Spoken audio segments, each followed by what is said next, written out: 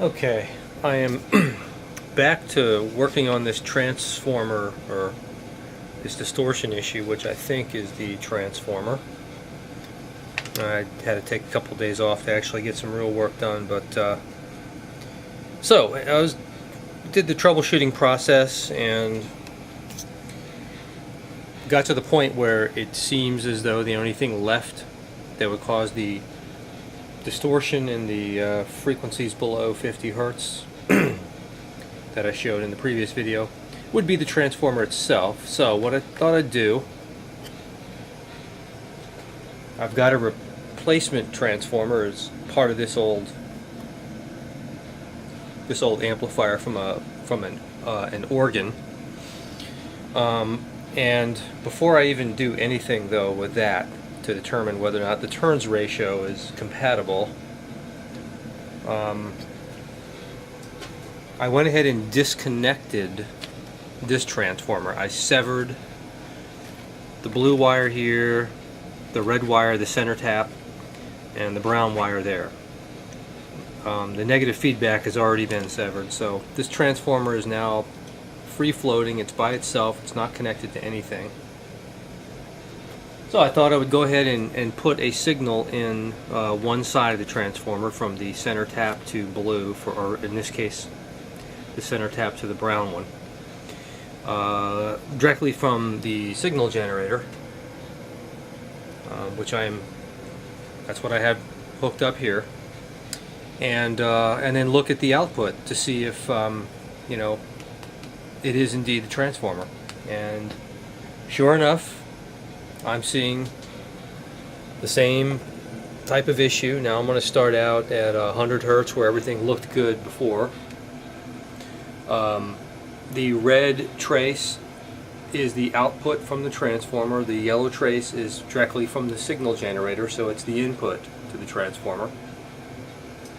And I'm currently at 100 hertz, and I'm going to start to lower the frequency. Now at 50 something, 40 something, red trace we're looking at is the output of the transformer. It's still looking good. Let me just go down to like 17 hertz.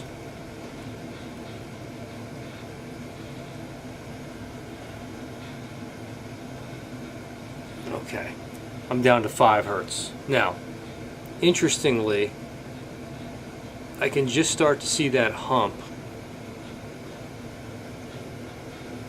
in the red trace, that little hump right here, that little harmonic.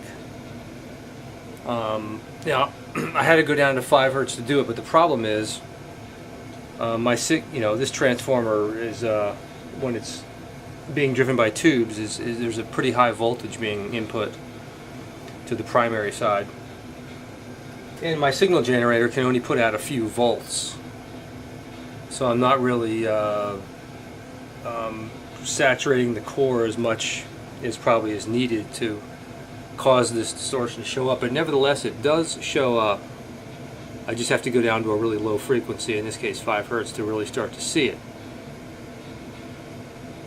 So it is showing up. Now I'm going to switch the leads. Right now I'm on one side of the transformer, between brown and center tap. I'm going to switch over to blue and see if I see something similar.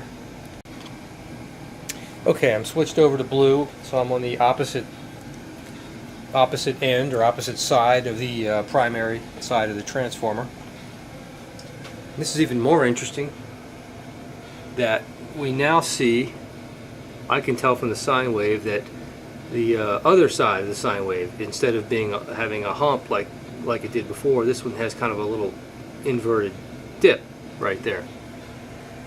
So something is happening within the transformer that's causing that distortion, and it's probably the same thing that caused problems with the negative feedback that caused me to have to sever it. So I'm hoping, now what I'm going to do now is I've already gone ahead and measured the turns ratio of the transformer, and that's simply when the transformer is not connected, simply putting a voltage between the center tap and one of the two sides, an AC voltage. I chose 1 kilohertz. Measuring that voltage and then measuring the AC voltage that's across the output. And I had 7.5 volts in, 0.7 volts out, which gives me a turns ratio of roughly 19. So I'm looking for a turns ratio of roughly 19, something in that range. Hopefully on this transformer. So I'm about to go ahead and get that set up and measure it. And it's a real simple process of measuring it, so I won't even show that. I'll just give you the result.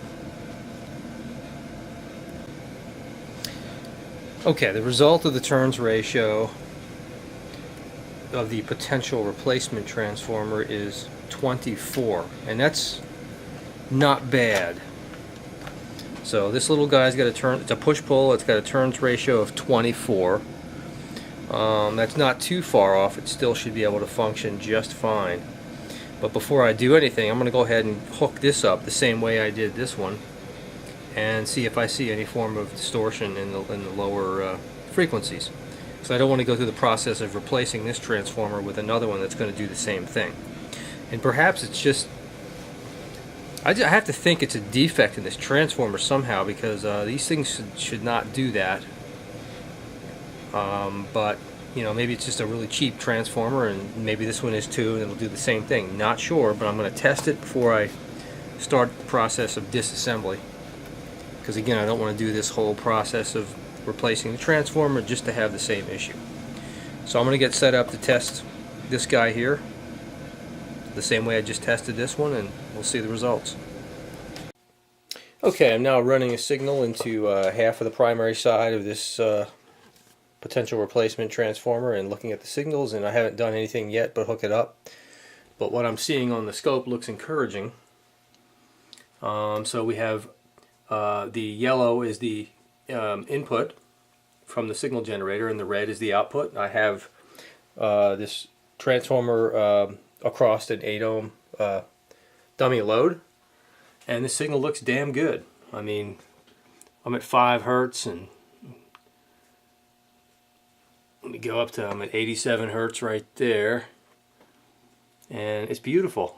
That's what a sine wave should look like through a transformer. I'm going to go back down to 5 hertz again, turn the voltage up as far as I can, and it looks good. There's no sign of that hump or that harmonic that was being introduced by the Lafayette's transformer. So that's really encouraging. This might solve a bunch of problems that I had with this amp that caused me to have to sever the negative feedback. Because whatever that harmonic was that was being introduced by the Lafayette's transformer was somehow being fed back in a way that was causing more distortion. And I did notice a couple of times some instability with some resonance that would happen. So probably the phase of that harmonic is such that it was being fed back as reinforcement or positive feedback that was causing some instability, in addition to some other harmonic distortion issues. So I'm really hoping that now that I know this, that I can replace the transformer and reintroduce the negative feedback, which will take care of some of the 60 hertz noise that I hear. It's not bad, but it should help with that a little bit. And then this amp will be really awesome. So that's what I'm going to do. I'm going to go ahead and this particular transformer is mounted with rivets, so I'm just going to have to drill those rivets out. Fortunately, the Lafayette's transformer is mounted with screws. I don't know if the mounting holes are going to be the same or if it's going to fit. But first thing I'm going to do is pull it off, pull the replacement transformer off the chassis and kind of hold it up and see if it's going to fit. And I hope it does. So that's the next step. Got the transformer out. Just drilled the rivets right out. Popped right off. No problemo. So, set this camera down. Now one thing I'm going to disconnect everything from the Lafayette, including removing the tubes, so I can start this process of changing it. Maybe I ought to wire. You know what? I think I'm going to wire it up temporarily rather than remove. Yeah, that's what I'm going to do. I'm going to test it out by wiring this new transformer to the Lafayette, because I have the Lafayette's transformer disconnected. How do I do that? No, you know what? It's going to take some soldering.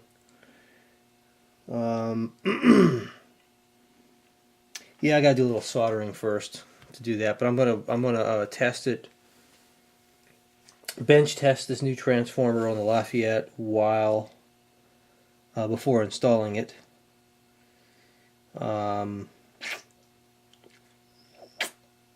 Yep, that's what I'm gonna do. Now, one note real quick. Now the turns ratio is 24 for the replacement, and the turns ratio is for the old one was 19.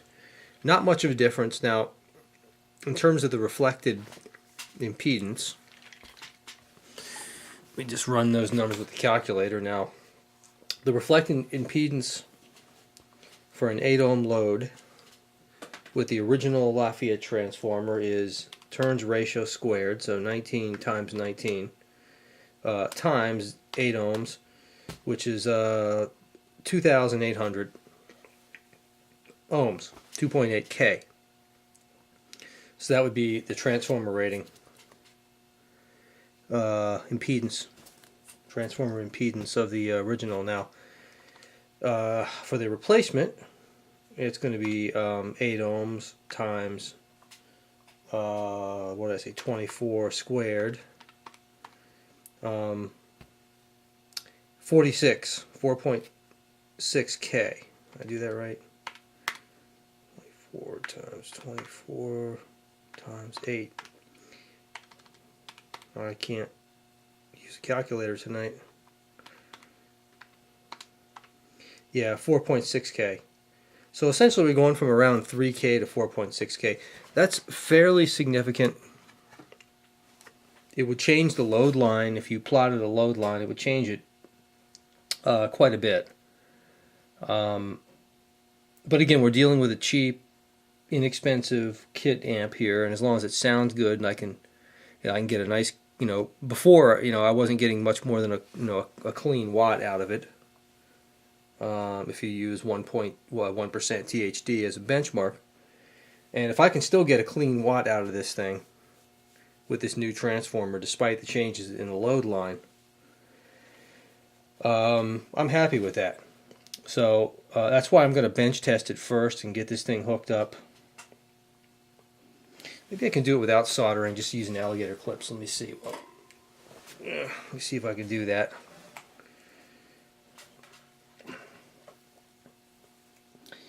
So I'm going to go ahead and bench test this thing. I don't know if these alligator clips can handle the high voltage, but we'll give it a shot.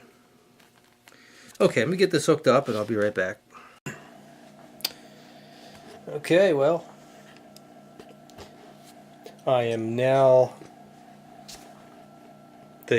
connected, or I should say the Lafayette is now connected to the potential replacement transformer using some alligator clips, and the transformer is connected to the dummy load, and I'm just trying to look around in some of the frequency ranges that were problematic and to see if I see any improvement, and I think I do. So let's start out. Again, the Lafayette's transformer is completely disconnected, and there's still no negative feedback yet. So let's start out at 100 Hertz. Now, I'm not looking at the input signal on this. We're just looking at the probe of the oscilloscope is directly across the 8 ohm dummy load here, so we're seeing the output of the replacement transformer. And at 100 Hertz, it's looking good. So let me drop back down. to 50, and that's looking good. Now we're in below 50. It started to get really ugly before with the original transformer, so let's keep going down to 20. And there's 20 hertz. And there is the signal. Now it's interesting. Something's starting to happen. Again, this is the replacement transformer. You see where it starts getting weird. Let me go up to 30. So down around 20, it's kinda, I mean, it's not perfect. You know, it kinda has that little hump, but it's better, interestingly. So it still kinda has, you know, it's kinda asymmetrical on the trailing edge and the leading edge. It's not exactly a pure sine wave. So I think it's just a cheap transformer, and this is the kind of stuff that starts happening at these low frequencies. When you go really low, it really starts to break down. I'll show you. Go down to 5.6 hertz, and you know, the output really starts to turn into a triangle wave. But again, we don't care about that region. But we go back up to 25 hertz.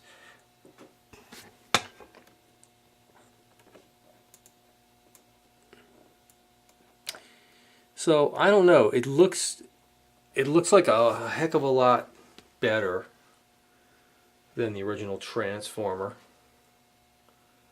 So I think crank it up to clipping here. There's clipping. We go down. We're at 600 millivolts.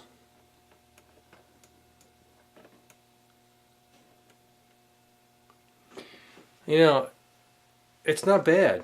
Again, right here we're at 25 hertz, and that's a pretty good sine wave. Much better than the original transformer. So I think I'm going to hit. I think it's worth.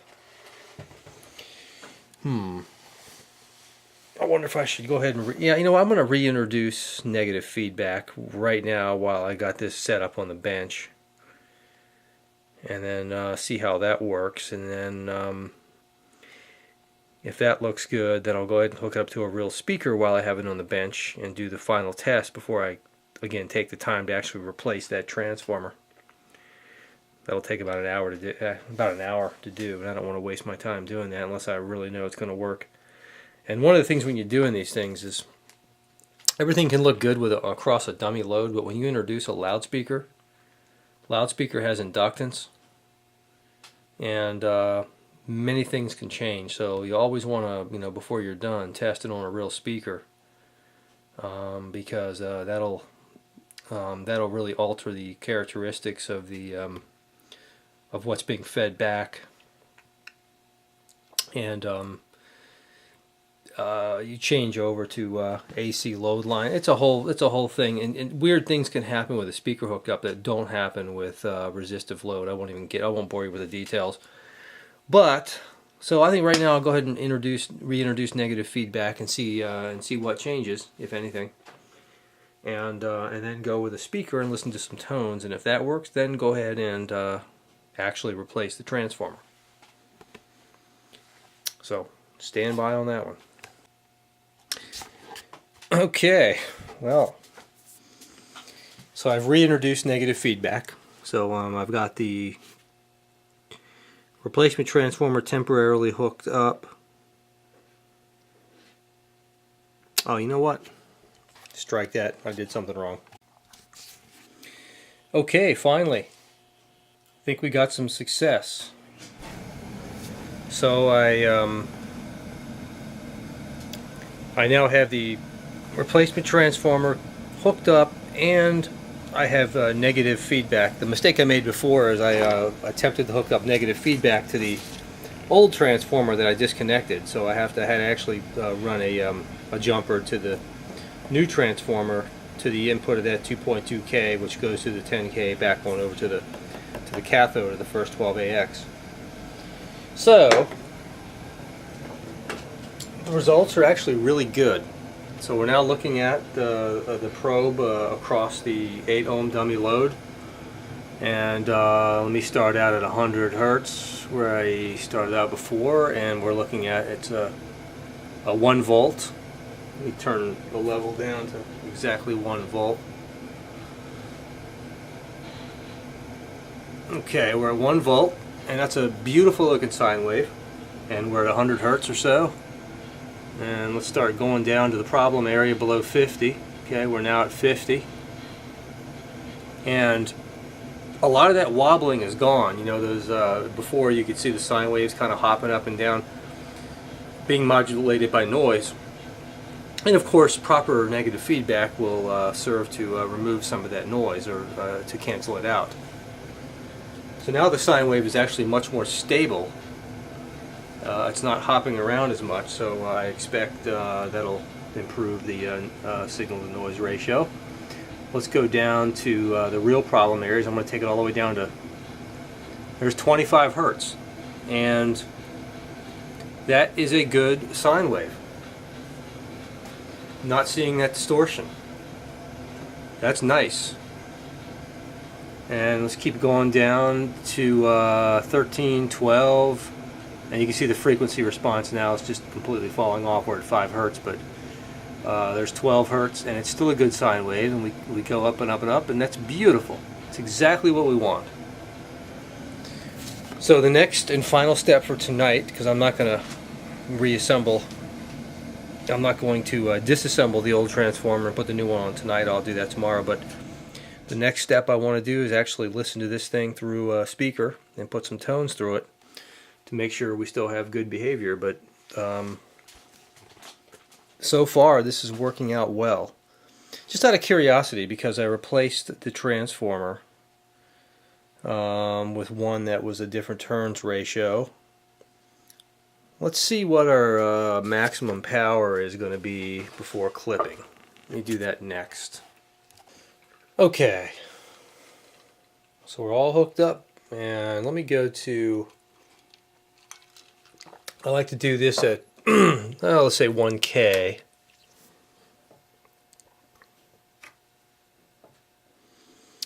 Okay, so we'll go to roughly 1K. And let's find out where we clip. Right about there. I like to take it back down right before the sine wave starts to clip. Right there. Okay, so 2 volts. 2 volts RMS. So this is definitely the new transformer is, I don't even remember what my measurements were for the old one, but anyway, so it's 2 squared 4 divided by 8, half a watt. So this new transformer has destroyed the maximum power rating of this amplifier, unfortunately. So I'm only getting a half a watt across 8 ohms before clipping.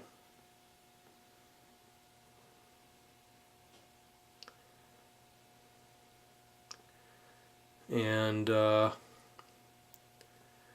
yeah, I got more on. I didn't get much more. I didn't get much over a watt. Well, I did. I don't remember. I have to go back and watch. But so half a watt before clipping across 8 ohms. Do I want that? Well, you know what?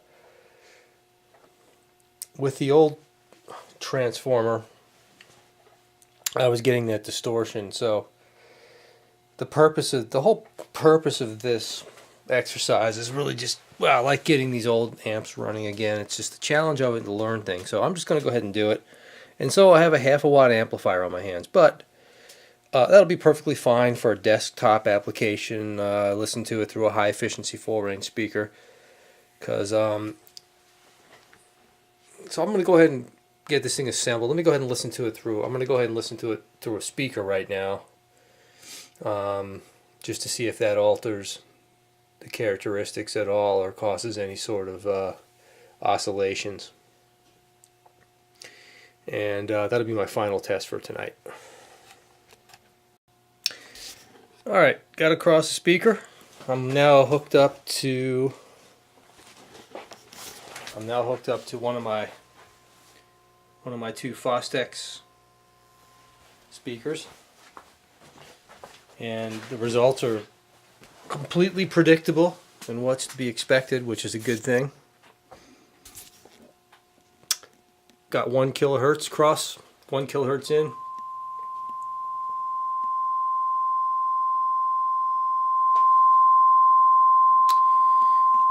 And let me turn it down a little bit, it's annoying, and then I'll sweep some frequencies and see. Actually, before I sweep the frequencies, here's this little line, this little guy right here, this little red lead with the alligator clip is essentially the connection to the negative feedback right there. On the new transformer, that is. So what we would expect is two things. When I disconnect that lead, we're going to be in open loop, and we would expect the signal, the amplitude to go up, because negative feedback should be reducing the open loop gain. And we would also expect the noise to go up, as well as the distortion too, but I'm more interested in the noise. This was a bit noisy, so I'm going to, let's see, I'm going to turn it up and then disconnect the negative feedback. Listen to that. So there is a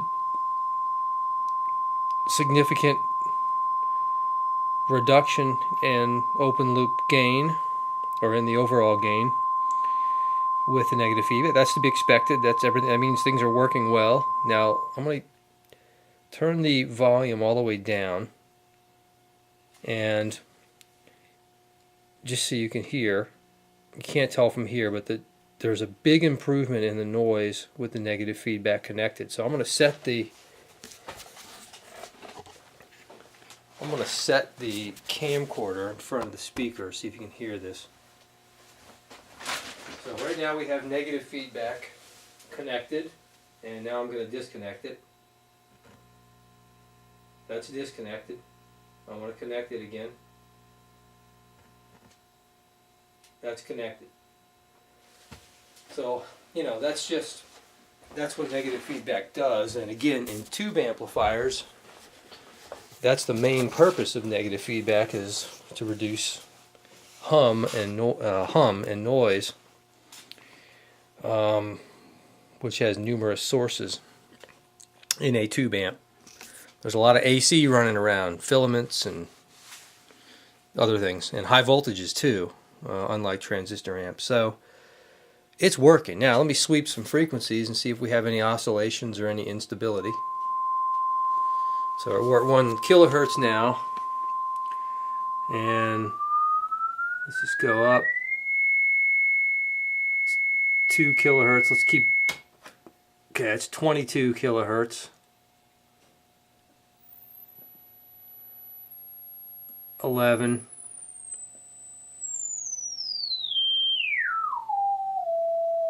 600 hertz. Now let's go down to the low frequencies. Now we're at, can we start at 160 hertz here and then go down as low as we can go, because that's where the problem area was before. 70, 60, 50.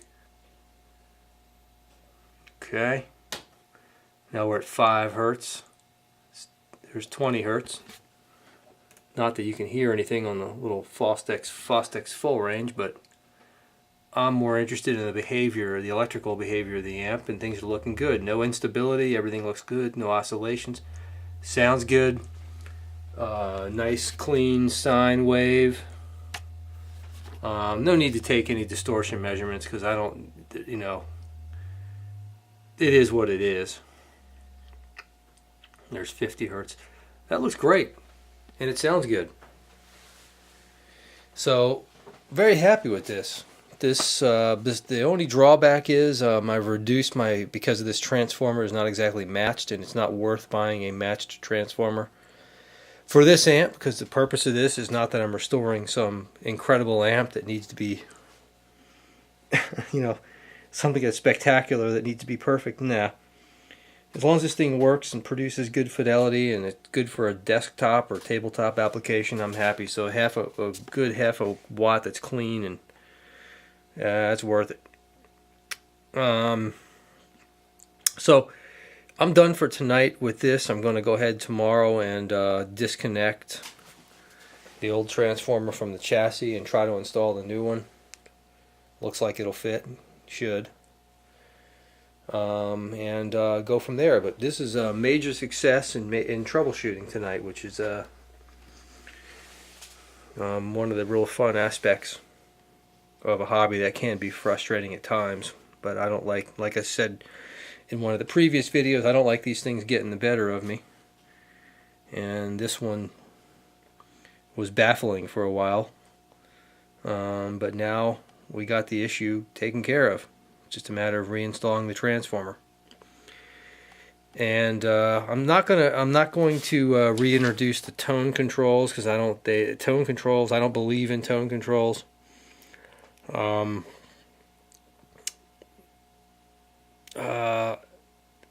Especially the way these are designed, they're really kind of, the bass tone control, the way it's fed back is just kind of, I don't like it. I don't like that circuit for various reasons, and I know just looking at it, it's going to introduce, it's coming off the negative feedback line and coming back over to the pin 6 of the 12AX7, and then getting split, the voltage divider, and part of it, it's too complicated. It's something that I know is going to introduce distortion.